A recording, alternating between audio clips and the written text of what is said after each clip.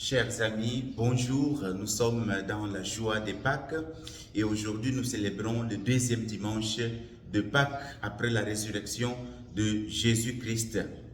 Et donc la joie de Pâques, c'est la joie parce que le Christ est vivant et ne cesse de se manifester à ses apôtres, à ses disciples que nous sommes tous les jours dans notre vie. Le Christ se manifeste. C'est un signe de réconfort, d'assurance, de motivation pour les disciples de Jésus.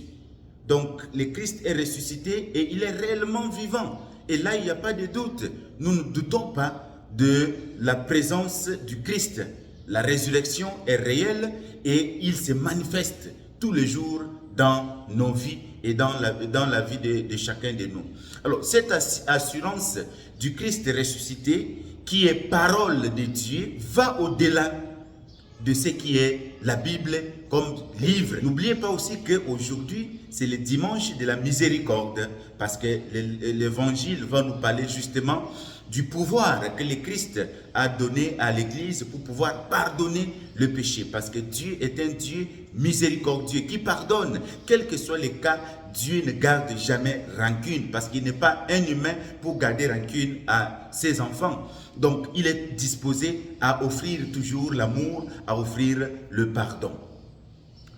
Alors, aujourd'hui, comme nous avons fait un choix particulier pour pouvoir méditer sur la partie conclusive de l'évangile d'aujourd'hui, parce que cette partie, l'apôtre nous confie un secret de rédaction. C'est-à-dire, la Bible n'est pas une encyclopédie exhaustive de la vie de Jésus-Christ, mais c'est un signe orienté vers la foi. La Bible a été constituée, a été confectionnée, c'est pour nous aider, c'est pour faire grandir notre foi à travers la parole qui est dedans.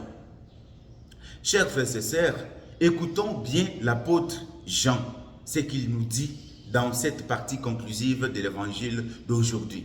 L'apôtre dit ceci: il y a encore beaucoup d'autres signes que Jésus a fait en présence de ses disciples et qui ne sont pas écrits dans ces livres, c'est-à-dire dans, disons, aujourd'hui on peut dire dans la Bible.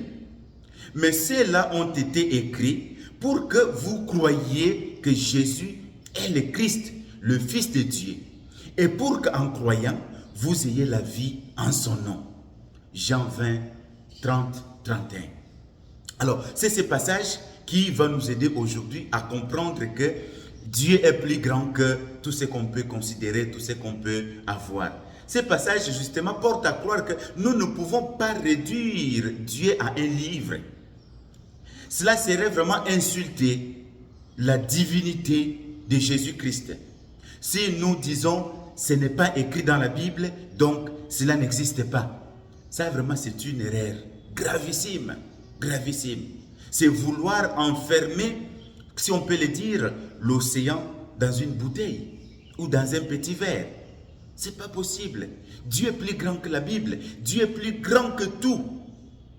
Alors, chers frères, chers chrétiens, catholiques, réveillez-vous. Que personne ne vous trompe. Que personne ne puisse vous dire non, vous n'êtes pas dans la vérité. Nous sommes dans la vérité. Si on n'était pas dans la vérité, cette église serait déjà morte. Mais comme l'église est fondée sur les piliers qui sont des apôtres et sur la vérité transmise par le Christ, je crois qu'il n'y a pas quelqu'un qui peut nous dire que vous n'êtes pas dans la vérité. Sauf le petit pasteur qui veulent avoir un peu de clients dans leurs églises, qui inventent des choses, qui inventent des histoires pour pouvoir négativiser la doctrine de l'Église catholique.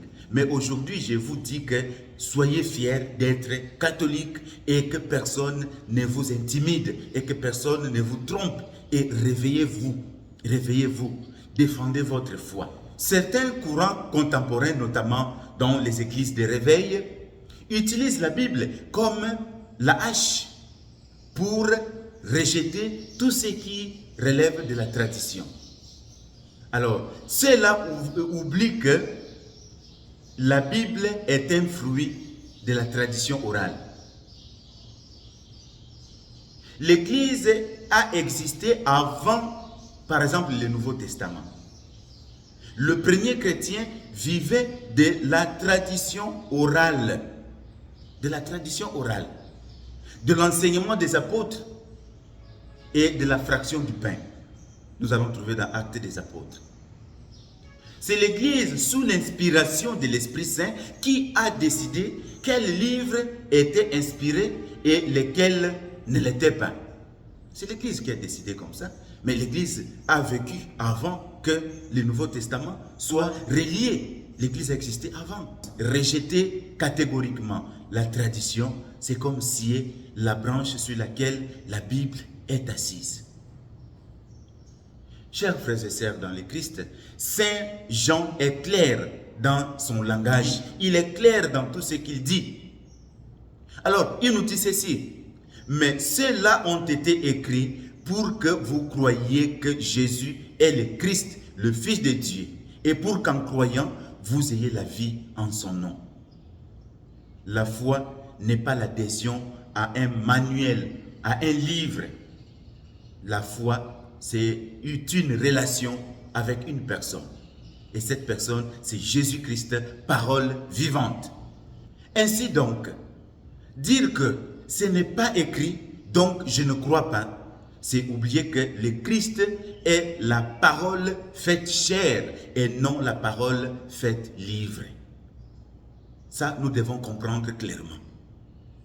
C'est pourquoi aujourd'hui, chers frères et sœurs, nos cœurs sont remplis de joie en voyant Jésus ressuscité. Il nous montre ses plaies pour nous dire qu'il est celui qui a été crucifié et qui a vaincu la mort et qui est vivant éternellement. Il nous laisse sa paix que nul ne peut arracher. Il donne pouvoir à l'Église de pardonner les péchés en son nom. Ne doutons pas de la miséricorde de Dieu, mais confessons notre foi en Jésus-Christ. C'est la finalité de toute l'Écriture. Que le Seigneur Jésus-Christ, vivant à jamais, miséricordieux, puisse vous accorder tout ce dont vous avez besoin, la joie, la paix dans votre vie, dans votre maison, et que vous soyez des vrais disciples de Jésus pour témoigner de votre foi partout où vous allez passer.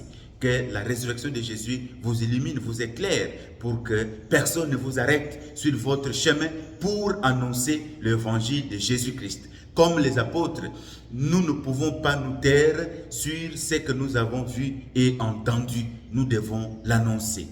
Bon dimanche à tous.